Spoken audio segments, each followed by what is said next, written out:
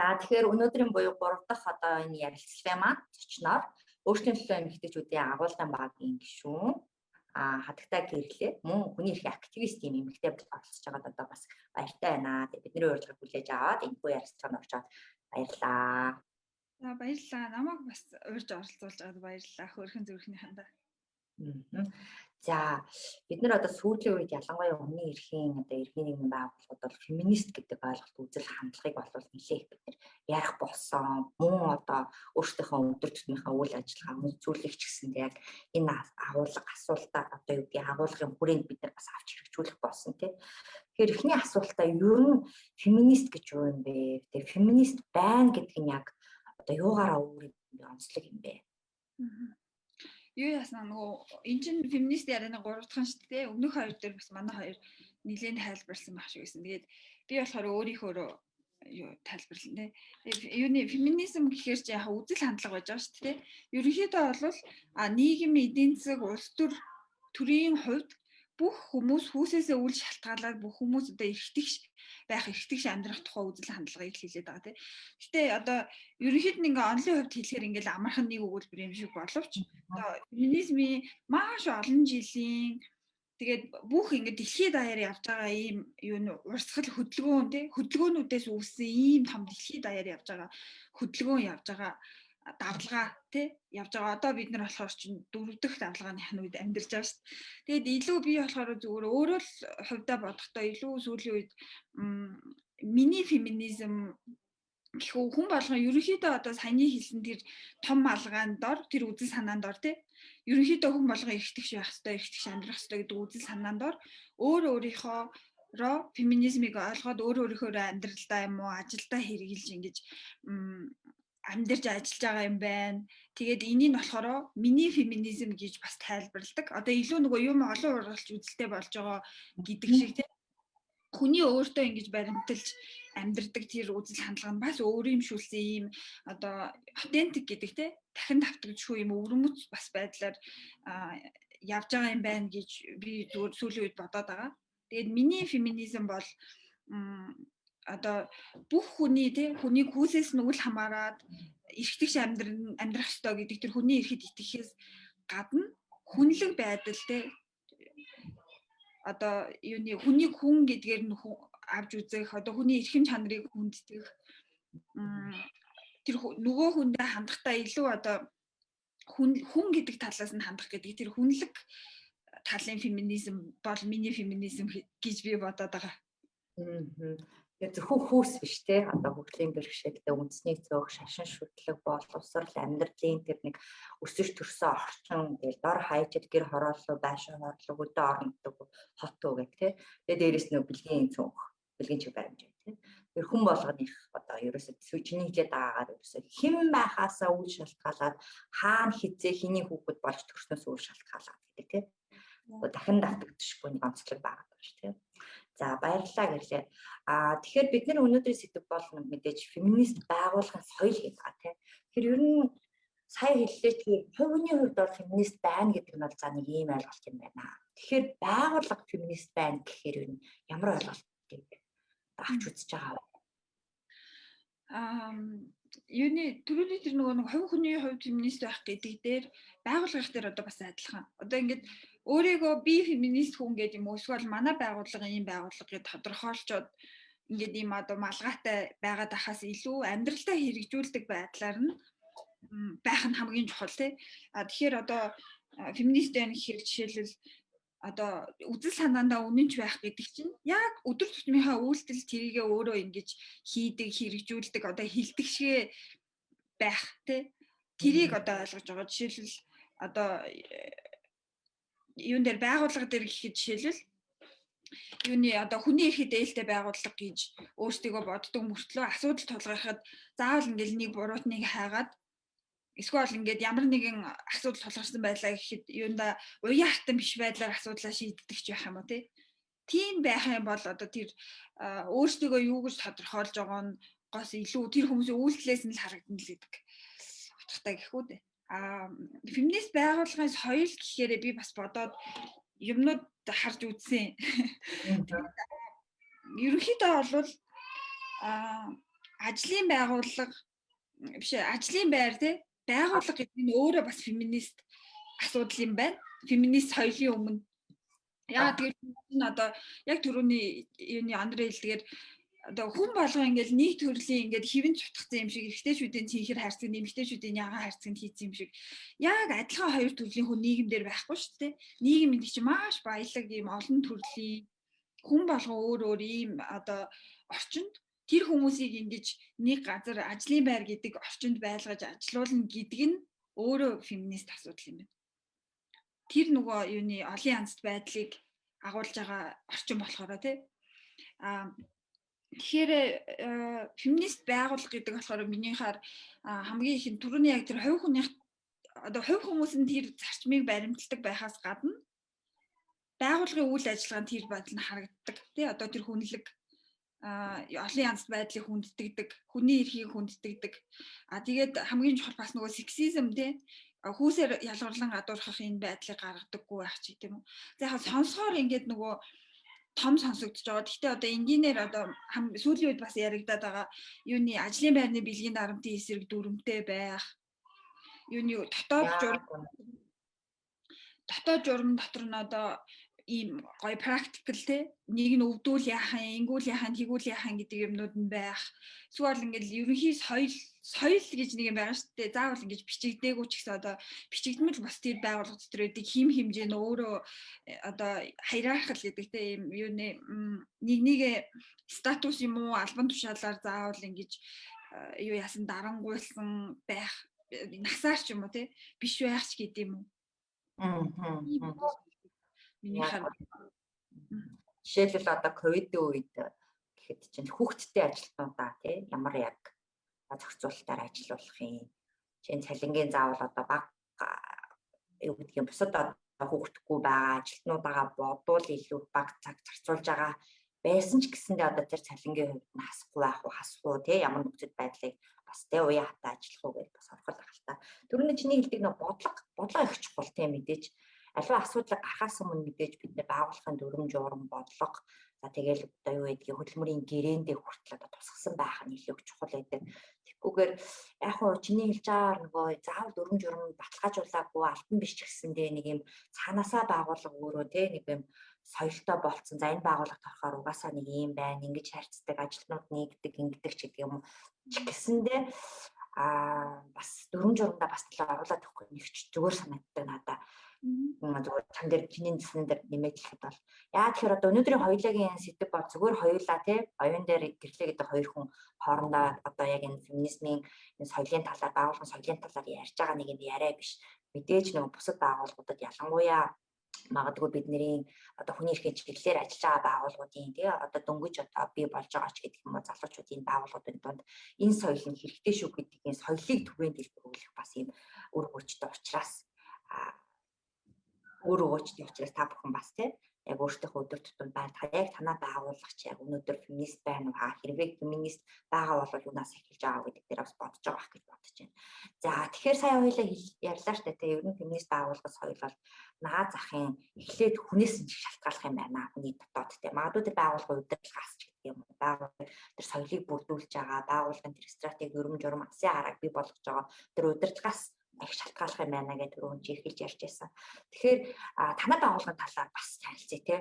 Өөрсдөө төлөө эмгтээчүүд гэдэг энэ байгууллага яг хэдэн он байгуулагдсан, байгуулагдсанаас яг ямар жанжин шугамартай стратегтэй одоо ийм үнэт зүйлтэй ажиллаж байгаа. Тэр нь яаж жишээлбэл феминист соёлыг жишээ нь бий болгож байгаа. Тэгээ ер нь ингээд харахад бус байгууллагыг бодвол танай байгууллагын феминист соёлын онцлог юу вэ? Ярьж өгөөч. Заста том асуулт байна гэхгүй. Манай байгууллагаараа орохоос өмнө нөгөө түрүүний хүүхдийн жишээ байсан шүү дээ. Тэрэн дээр одоо феминист байгууллага гэвэл жишээлбэл заавал ковидтэй үед биш ч гэсэн зүгээр одоо ковидгүй байсан үед жишээлбэл тэр хүний хүүхдтэй гэдэг юм уу хөгжлийн бэрхшээлтэй ямар төрлийн хөгжлийн бэрхшээлтэй гэдэг тэр онцлог байдлыг харгалзаж үздэг. Одоо тэр юуны өрөөнд доторх заан гэдэг шиг тэр хүнд одоо тэр юу вэ шүү дээ. Ямар нэгэн асуудал байна тэр ажлыг хийхэд ингээл зүгээр ямар ч асуудалгүй юм шиг ажиллах боломжгүй байна шүү дээ тий ямар нэгэн тохиолдолд тийм биш юм шиг л одоо ажилуулдаггүй байх тэр хүний онцлогийг ялцчгүй харгалзаж үздэг байх хүн болгоны онцлогийг харгалзаж үздэг байх Асуудал. Тэгэнгүүт одоо ковид үед гэвэл жишээлбэл одоо түрүүний тэр нөхцөл байдлууд дээр нэмэгдээд ковид гээд гараад ирж байгаа шүү дээ. Нөхцөл байдал. Тэгэнгүүт бас ковидгүй юм шиг ажиллахгүй байх тий. Одоо ковид байгаа нь үнэн биш үү? Дэлхий дээр ковид байна тий. Тэгээд түрэн дээр нэмэх нь тэр хүн өөр ингэсэн юм онцлог юутай хэрэгтэйтэй байна. Тэгээд тэр юмнуудын давхар харгалзаж үздэг баг. Тэгээ яг юу яхаар ярихаар том юм шиг эсвэл хэцүү юм шиг сонсогдож иж магадгүй. Тэгээ хоёлаа явандаа бас наривчлаад л ярих байх л тий. Нэг жишээтэй тий. За. Манай байгууллага болохоор юуны өөрчлөлтөө хэмжиж төрөмс байгууллага. За тэгээд эхэндээ клуб байж агаад одоо бол илүү одоогийн тэгээд юуны төрөмс байгууллага болоод зохион байгуулалтанд ороод үйл ажиллагаа явуулж байгаа тий. За тэгээд ерөнхийдөө бидний нэгдсэн үнэт зүйл гэвэл хүний эрх, эмэгтэйчүүдийн эрх, гендерийн шударгаас тэгээд залуучуудын эмэгтэйчүүдийн улс төрийн оролцоо гэж сэдвийн дор нийгдээд энэ чиглэлээр үйл ажиллагаа явуулдаг. За тэгээд саяны миний хэлсэн энэ үнэт зүйлсүүд чинь мэдээж феминист үнэт зүйлстэй. Манайх бол феминист байгууллага. Тэгэхээр бид нар одоо ийм феминист үнэт зүйлсийн төлөө ажиллаж ийж түрүү нөгөө хэлсэн шиг манай үйл ажиллагаа өөрөө одоо феминист зарчимд суурилсан байхгүй бол болохгүй ийм байж байгаа. Тэгээд бид нар болохоор өөрсдөө ингээл анханасаа байгууллагахдаа одоо ийм байвал бид нар феминист байна мэнэч гэдэг юм уу? Тийм одоо зарчмууд яг байгаа тий хүний эрхийн зарчим суурилсан гэсэн би бидний хүндэтгэх гэдгээс гадна энэ одоо 10-аад жил болсон юм шүү байгуулагдах тий. Тэгээ энэ тохиолдолд одоо энэ юуны одоо үйл ажиллагааны туршид тулгарсан асуудлууд юм уу эсвэл энэ туршид хийгдчихсэн үйл ажиллагаануудаа одоо цаг үеийн онцлогоос хамаарат бас ингээд маневрлах юмнууд гарна шүү дээ. Тэр юмнуудаа дандаа саяны нөгөө суур хүний эрх гендерийн тэгшэрхтэй феминист үн зүйлстэй тулгуурлаж шийддэг. Энийг л одоо барьдаг амьдрал баялаг хэмжээ юус тохиолдож болно те. Тэгээ энэ юмнууд нь бид нарыг бас феминист байлгадаг юм болов зарчмаа дандаа баримталж явдаг те. Сонгодог жишээ хэлээч.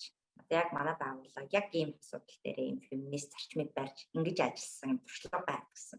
Гэхдээ бүх үйл ажиллагаа феминист явж байгаа ч амар их яа өөр одоо бусад чивт хоёр сонсож байгаа хүмүүстэй үзэж байгаа хүмүүс нэг ийм үйлдэл чинь л те феминист юм байна штэ. Өөрөөр хоёлаа нэг ярьж байгаа сэдв магадгүй нөгөө феминизм хүний эрх гэдэг сэдвээс их хол хүмүүс жоохон агарын сонсогдож ээж магадгүй те.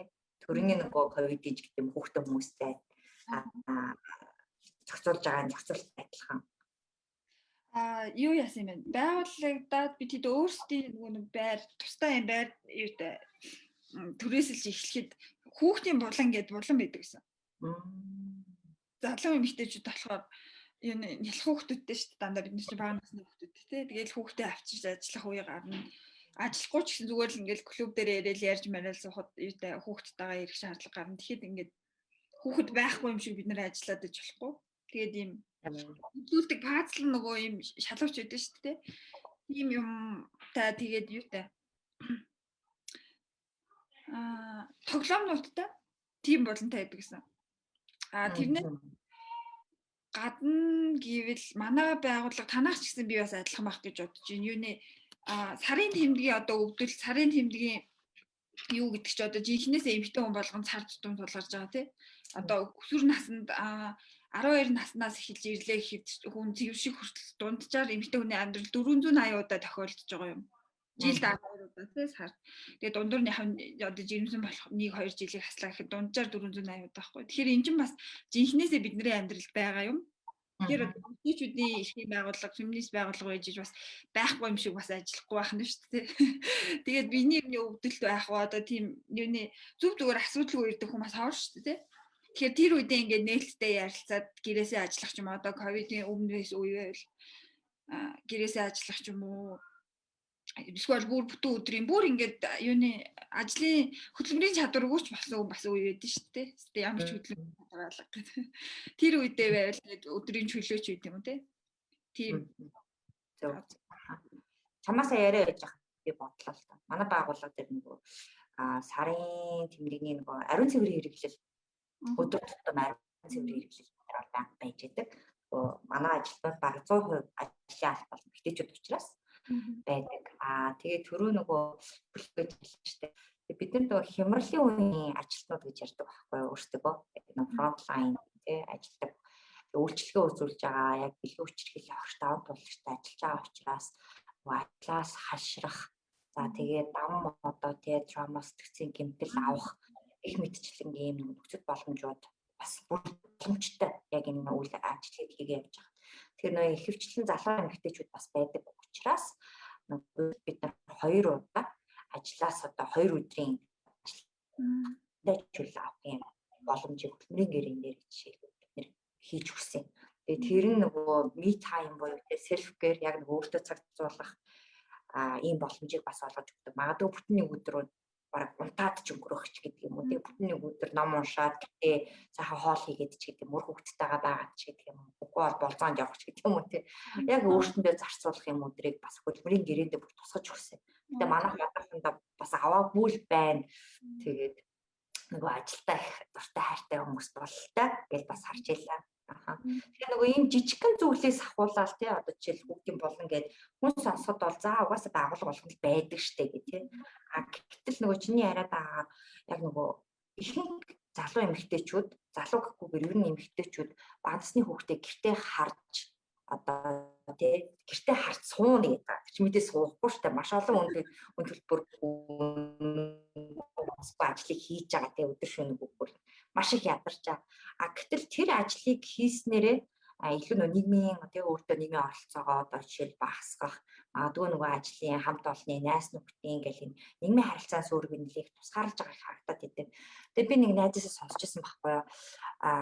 Ер нь бол хоёр хол төрсөн хоёр хүүхэдтэй байхгүй юу. Одоо над шиг нэг 36 7 хүрсэн юм байхгүй. Гэтэл яг өөртөө найзлага их сургуулаа төгсөөд хамт ажилд орсон эрэгтэй тий яг ангийнхан нэг эрэгтэй хоёулаа зэрэг нэг ажилд орсон байхгүй. Гэтэл хоёр хүүхэд төрүүлээд нэг за нийт нэг 3 жил бод 1.5 гэхэд хүүхэдтэй тий 3 жилийн одоо жилээ аваад тий ажилдаа ороход одоо тэгэхэд чинь 14 5 жил ажиллаж байгаа гэж бодоход тэр нэгтэй бол мэрэгчлээ хэвээрээ. Гэтэл нөгөө эрэгтэй бол аль хэдийнэ тий бүр ингээд ахлах мэрэгчлэн байдаг юм ингээд тэр аюуныхан салт гэдэг үлээ тасаг гэдэг бол одоо нөгөө ажлын албач юм уу тий тийм тэрнийх нь бүр дарга болчихсон байгаа юм тий. Тэгэхээр нөгөө бид нар чинь жижигхэн ч гэхгүйгээр заавал ажлын байр гэхгүйгээр яг саяны хэлдгээр нэг бүртгэлтэй эмэгтэйчүүдэд байгаа энэ клубт байгаа гишүүн тий гэж байгаа өөр ажил хэрхэлж байгаа эмэгтэйчүүд ч гэсэндээ бас ийм боломжийг олгож дор хаяж өдөр тутамдаа эмэгтэйчүүдэд магадгүй нийгэмд тий яг ямар асуудал болж байна ямар асуудал дээр илүү их одоо тий юу гэдгийг оролцоог бас бүрдүүлж байгаа танай байгуул бас талархаж байгаа шүү гэж хэлэх гээд энэ феминист гэдэг байгаа энэ соёлыг энэ байгууллагата бид нар бий болгоснороо нэгдүгээрт эерэг зүйлүүд юу юм бэ? Эерэг ач холбогдолтой зүйлүүд. Хоёрдугаарт нь сөрөг зүйлүүд юу юм бэ? За би юуны ганцаараа тодорхойлохоос илүү хоёулаа ярилцаж гарах байх гэж бодож байна. Миний бодлоор юу гэвэл мэдээж те эерэг нь илүү байгаа болоод энд итгэж үнэмшиж энэний төлөө ажиллаж илүү олон хүн түгээж юу яах гэж те ингээд улс дотроо бид нар хамт ажиллаж ийн хөөрхөн зүрхний аян манай байгууллага хоёр хамт тэгээ бүсийн хэмжээнд дэлхийн хэмжээнд тэгээ бас орон нутаг руу гээд хамт ажиллаж байгаа. Сөрөг бас тал байдсан болов гэдэг юм бол хоёул ярилцаж үзье гэж бодож байна. За тэгээ эерэг гэх юм бол мэдээж хэрэг илүү тэр хүнд одоо амьдралынхаа хэдний хэдийг ажил дээр өнгөрүүлдэг гэдэг лөө хүнийг 24 цаг байлаа гэхэд чинь юуны 3-1 шүү дээ амьдралынхаа 3-1. Одоо жишээлбэл бүх хүн гэрээсээ ажиллаад хэдий ингээд биеэрээ очихгүй байгаа ч гэсэн ингээд оюун санааны хувьд бас тэр ажил дээр л байж байгаа байхгүй тий. Тэгэхээр тэр нөгөө орчин илүү тэр хүн тухтай өөрийнхөөрөө байх боломжтой. Тэгээд ямар нэгэн одоо юм дарамж хахалтаас ангид одоо тэр нөгөө юуны хүний эрхийг дээдлсэн орчин гэдэг байгаа чинь тэр л ахгүй дээ ерөөсөө. Тийм л ингэж орчинд өөрийнхөөрөө ажиллах боломж юм уу? эрэг тал нь тий. Тэгээд тэр нь болохоор байгууллагадаа бас ямар ашигтай юм бэ гэвэл тэр ганцхан ажилтнанд ашигтай болохоор ажилтнанд хэрэгтэй болохоор бас яриад байгаа юм биш шүү дээ. Байгууллагад ямар хэрэгтэй юм бэ гэхээр би яг юуны судалгаа харж ирсэн. Хүн одоо өөрийнхоороо дуртай байгаа тэр орчиндөө илүү бүтээлч байж тэр нөгөө гаргаж чадах потенциалаа яг ингэж илүү сайн гаргадаг гинэ юм баригдмал одоо ямар нэг юмнаас айцтай тийм дарамт чахалтай орчинд ингэж нөгөө одоо монголчуудын чинь ингэж нөгөө юу яахгүй болвол ажилтгүй гэдээ тэгдэж штэ. Гэсэн чинь гүү юм. Тэгээд өөрийнхөө тэр тухтай байгаа хүчирхийлээс ангид байгаа орчиндөө хүн потенциалаа ачилж ингэж тэр нөгөө бүтээлч байдал эдэрний гоё гарч ажилтдаг юм гинэ. Харин ч одоо монголчууд бид нар чинь их чөлөө гэлөө их үнэлсэн тий ардчлалын тэр нэг суур зарчмуудыг илүү их одоо мэдэрч өссөн арт түмэн гэж хүмүүс их үздэг шүү дээ харин эсрэгээрээ ажиллаж байгаа нөгөө ажлын тоног төхөөрөмж багаж хэрэгсэл ч юм уу тэр нэг ажлын орчин их чухал байгаа байх юм биш үү. Тэгээд тэр орчноосоо жишээлбэл яг нөгөө ажлын бүтээмж чинь үнэхээр нөгөө гарахгүй юу гэх тий. Тэгээд тэр нэг ажлын цагч байдаг юм уу тий ажлын тэр орчин гэдэг. Жишээлбэл ажлын цаг дээр бол бид нэр заавал өглөө 9-өөс 6-гийн хооронд ажиллах ёстой. Чи өглөө 9 гэж ирэх ёстой. Орой 6 гэхэд явах ёстой ч гэдэг юм. Ийм ажил чи тавьдаггүй.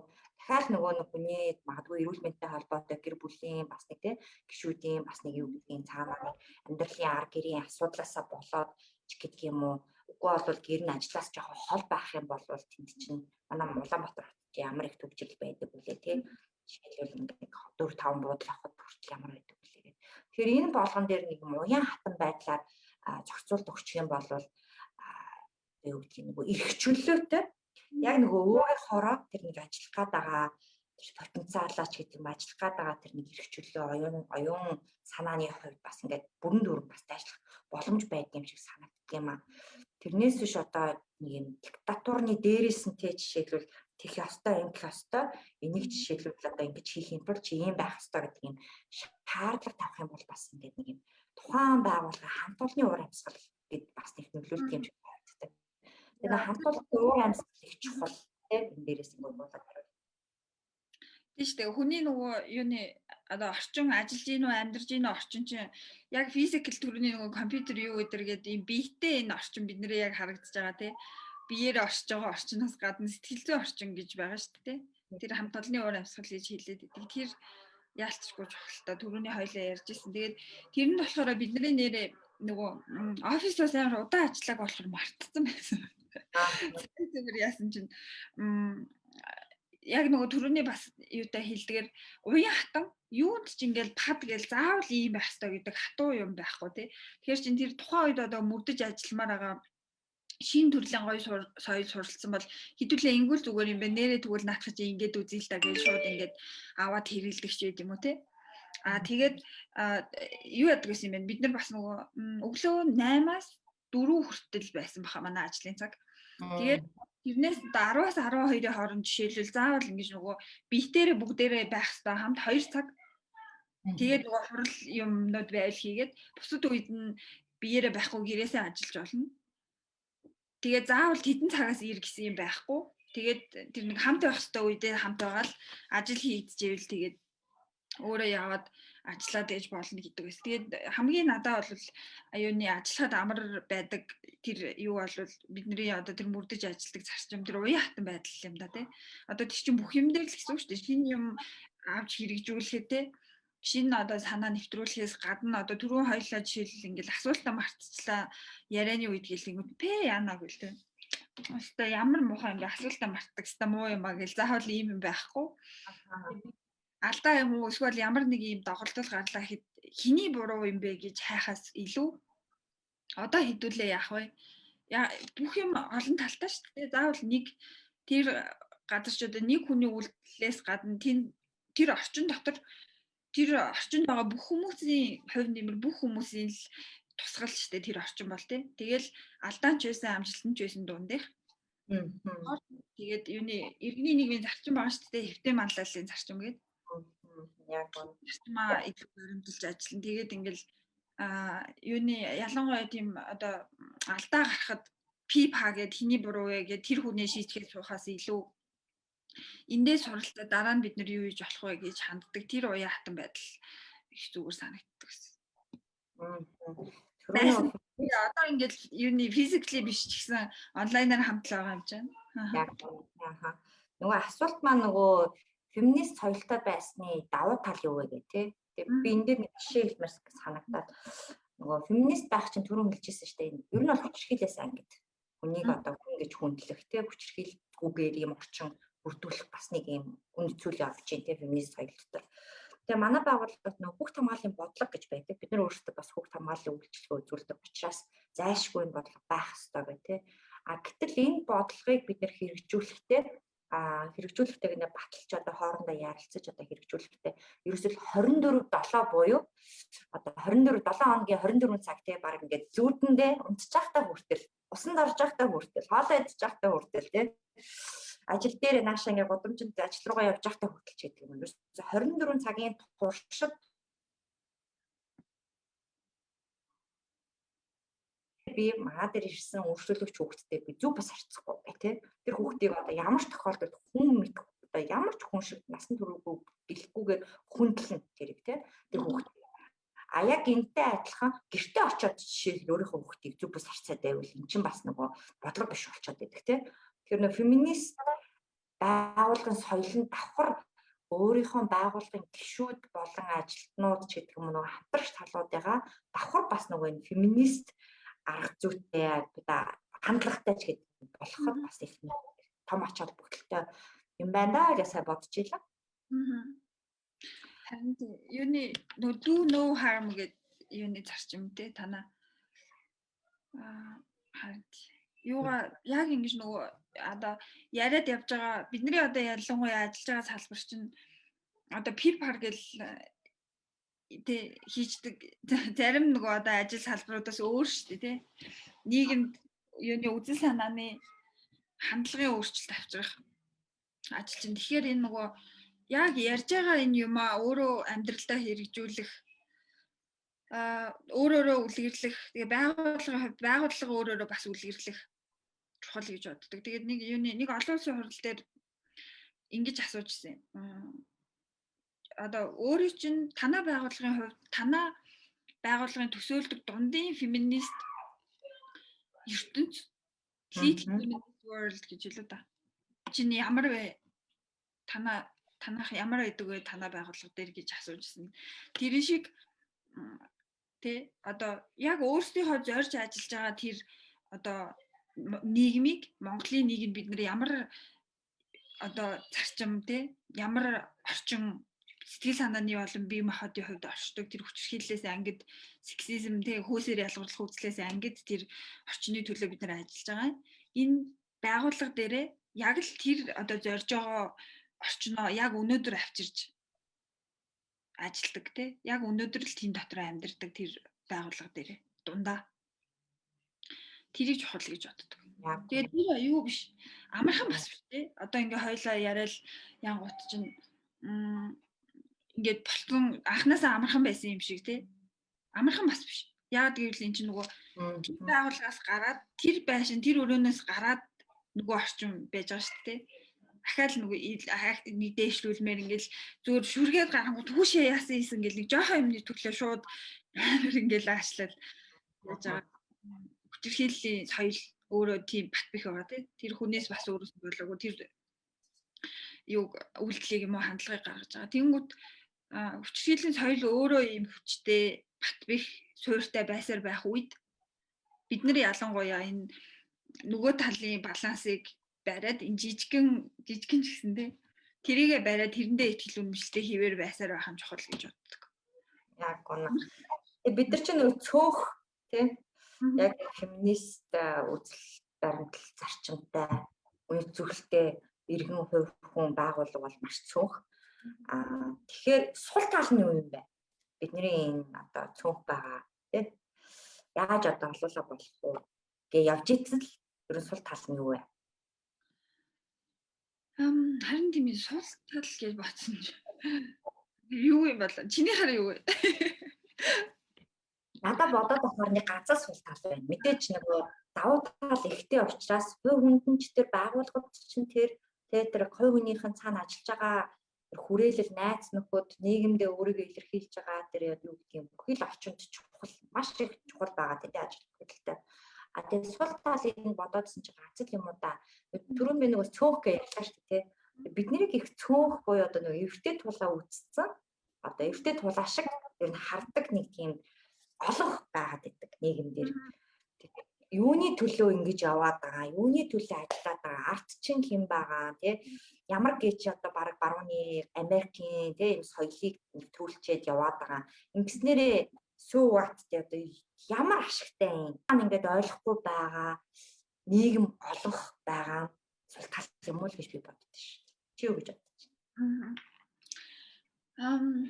Феминист байгууллагын соёлтой байхын сул тал гэвэл зүгээр нөгөө аюутгаа асуултайгаа холбоод хамгийн ихлэ бодоход юу гэж магадгүй.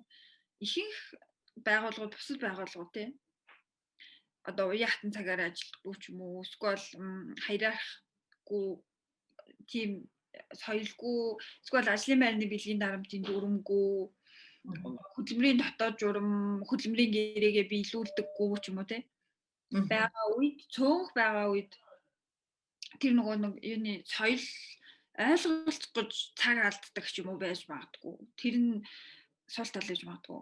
Гэхдээ энэ дээр болохоор би гэхдээ ингэж боддیں۔ Одоо сургалт ингээд зөндөө яриа тэгээ хүмүүстэй дандаа л бид нар хүмүүстэй уулзж байгаа тий. Тэгэд ингээд нэг удаа уулзаад тэр үедээ эсэргүүцчихэж болно. Яг ингээд ярангуут чи ингээд оо өстө барууны юм яриад та нар хизэж Монголын биш ч гэдэг юм уу тий. Эсвэл та нар ингээд эрэгтэй хүмүүсийг дорд үздэг, эрэгтэй хүмүүсийг үзээ яддаг ч гэдэг юм. Ингээд нөгөө юу нэдэж хөвшмөл байдаг шүү дээ. Тэгэл яриад л ингээл ямар ч байсан тэр тохиолдолд өөрийнхөө ярина гэсэн юм а яриад дуусчихна. Тэгэл ингээл явчихна. Тэрний дараа ингээд намайг ярьж дуусны дараа хаа ингээд миний яриг зөвшөөрөхгүй ч байж болно. Тэгээд тодорхой хугацааны дараа юм уу тэр хүн ингээд тэр өдөр нь гэртээ хараад ч юм уу маргааш нь ч юм уу ингээд заавал би бодож үздэг гэдэгт итгэдэг. Тэгээд тухайн үедээ цөөх юм шиг санагдаж идэг ч гэсэн хүн чинь ингээд цаанаасаа одоо байглаасаа сайн сайхны төлөө тэмүүлдэг байглаасаа эрхчлөөний мэдрэмжтэй амьтан шүү дээ. Юутай эрхэм чанартай өөрийнхөө. Тэгээд тэрнийхээ мэдрэмжтэй амьт юм чинь яалтчгүй юу яадаг гэж би боддгоо. Тэгээд бүх манай талынх тий бүх хүмүүс юутай хүний эрхийг дээдэлдэг бүх хүмүүс өөрөө юуны эрхчлөөний мэдрэмжтэй бус хүмүүсийн эрхчлөө хүндэлдэг байдаг гэж би боддоо шүү дээ. Тэгэл гол нь тэр үедээ ямар ч юм юутай эсэргүүцэл юм уу тэгэл янз бүрийн асуулттэй юмнуудтай тулгарч иж болно. Гэтэ ингээл бүр гүнд нь нэг тэр юу байж лээдэг гэж бодоод идэгий. Тэгээд тэр нь болохоор хоёр юмар илэрдэг. Нэг бол яг тэр ярианы төгсгөлд ингээд юу нэ нүд нь ингээд гэд тэгдэг. Бүр дараа нь хурж ирээд яг хэлдэг ахгүй. Тэр үед ярьжсэн юм чинь би нэрээ бодож үзээдсэн чинь нэрээ бас тийм юм биш үү.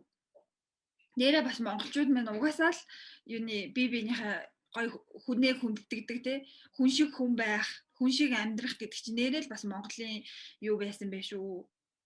Ойлголттой бидний л үнэт зүйл юм байх шүү. Монголын үнэт зүйл юм байх шүү гэдэг ч юм уу. Эсвэл бол нэрээ юу юм бэ? Ихтэйчүүдийг үзий яадаг гэж боддог байсан үгүй юм байна ч гэдэг юм уу. Тэгээд дараа нь ингээ хэдэн жилийн дараа ирдэг. Гэхдээ тэр нь ингээл 1-2 жилдээ ч юм уу эсвэл ингээл 1-2 сар богино хугацааны бишээж олно. Гэхдээ одоо бид нар чинь энэ салбартаа бас нэлээ бүр амар урт биш гэхэд 10 жил гэдэг чинь бас богино юм биш байхгүй тий. Тэгэл одоо бодоход одоо тэгж л бодогддог доо. Яг үнэ. Тэгэхээр бид нар ч гэсэндээ суралцсан тий. Бид нар ч гэсэн байгаа. Бид нар ч гэсэн өөрчлөгдөж байгаа. Яг энэтэй адилхан маш олон хүмүүс яг саяны хэлээд байгаа одоо чиний хэлээд байгаа нөгөө артчсан гэл тэ хүний эрхийг дээдэлж байгаа энэ нэг үзэл санаагаа хэрхэн илэрхийлэхээ хэрхэн одоо бусдад нийгэмдээ түгээхээ мэдэхгүй байгаа энэ арга гарах зүйл суралцаагүй нэг юм бас асуулт талах шиг байна. За ингээ хоёулагийн ярьцлага ерөнхийдөө бол өндөрлөх тийш хандж байна. Тэгээ миний хамгийн сүүлийн асуулт чамаас ер нь яг юм феминист гэдэг байгаа зөвхөн байгууллага гэхгүйгээр соёлыг биднэрт өдөр тутамдаа магадгүй түгээх, дэлгэрүүлэх, харах, үзэх тийм боломжийг олгох чамд энэ одоо юу өөрийн сайн туршлага юу байна? Жишээлбэл юу гэдгийг олонний олон дагагчтай тий олон нийтийн одоо юу гэдгийг таньдаг урлаг соёлын спортын одооч гэдэг юм уу дуучин жүжигчин тий ямар одоо юм олон улс зөвхөн Монголд гэхгүй за Монголд байвал бас сайн байна тий ер нь яг юм феминист үзэл хандлагыг түгээн дэлгэрүүлдэг олон танил хүн байна нэгдүгээр энийг хэлж өгч хоёрдугаар мэдээж бид нэг уран сайхны киногаар дамжуулаад маш олон зүйлийг бид нэр үзэж одоо эрх зүүлж таньж мэдэх боломжийг бид нарт олгодог юм мундаг тэгээ урлагийн бас нэг салбар шүү дээ. Тэгэхээр уран сайхны кино дотор жишээлбэл яг энэ феминист үзэл санааг бас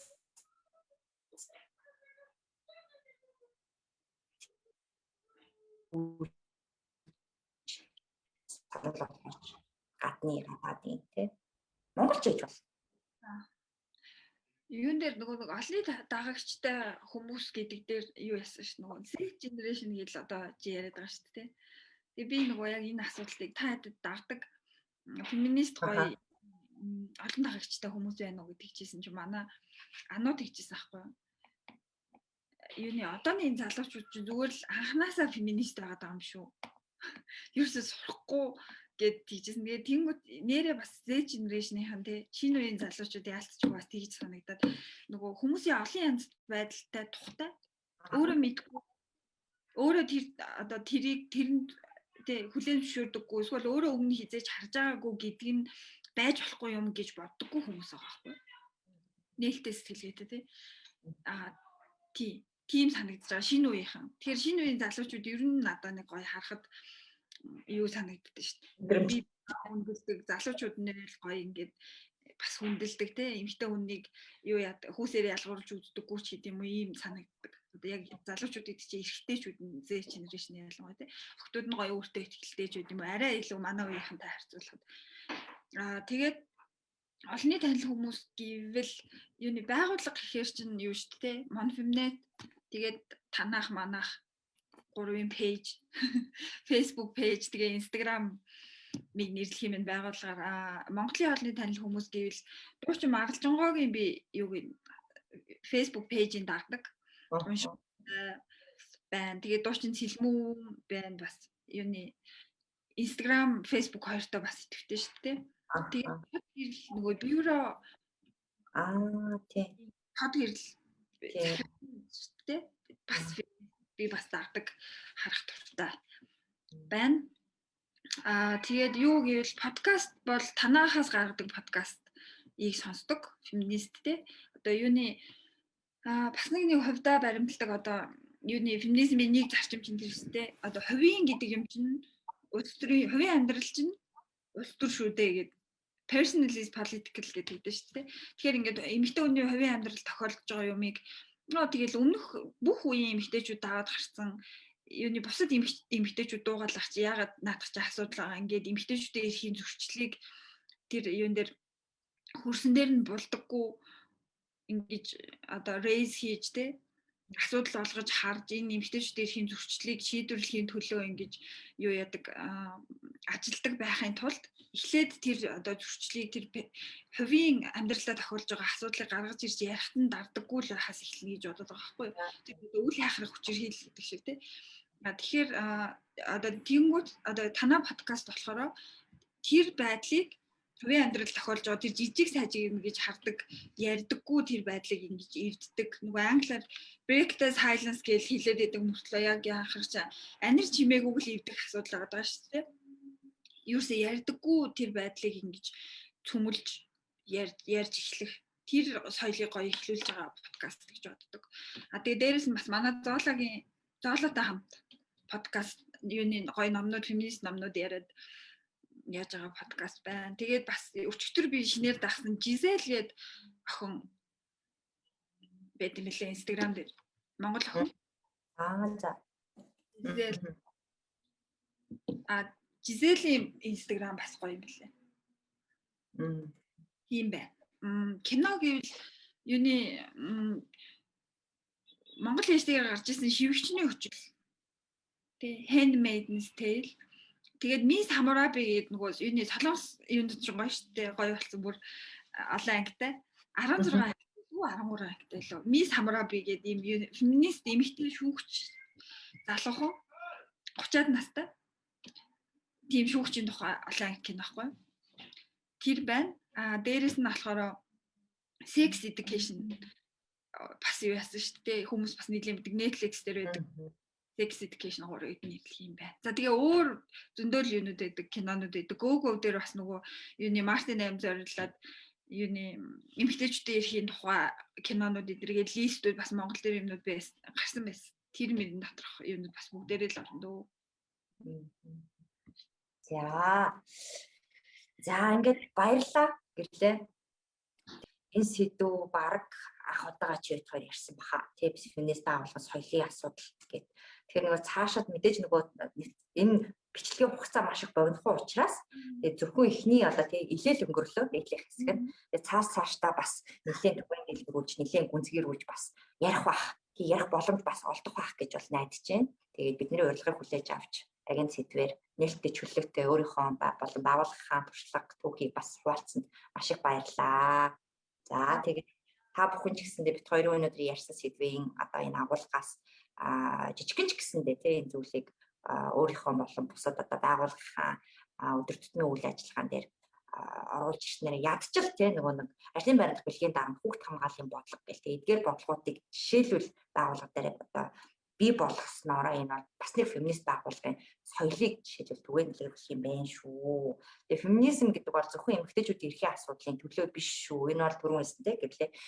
Гендрийн буюу тэгээ ямар ч хүүсийн ямар одоо хүний нас хүүс бэлгийн чиг баримжаа үндэсний цөөн хөгжлийн бэрхшээлтэй гэхээс үл хамаарат хүн болгоны одоо төлөө эрхийн төлөө тэгш эрхтэгч тэмцдэг юм үс санааны том одоо тий онл юм байгаа шүү. Тэгэхээр та бүхний энэ феминизмыг одоо маш сайн ойлгож илүү их бити тий эртээ толоо одоо бас тий биднийг цөөх болгоорой хэдүүлээ маш олон болохыг төлөө гэж эцэст нь уриалъя. За тий баярлалаа. Баяртай.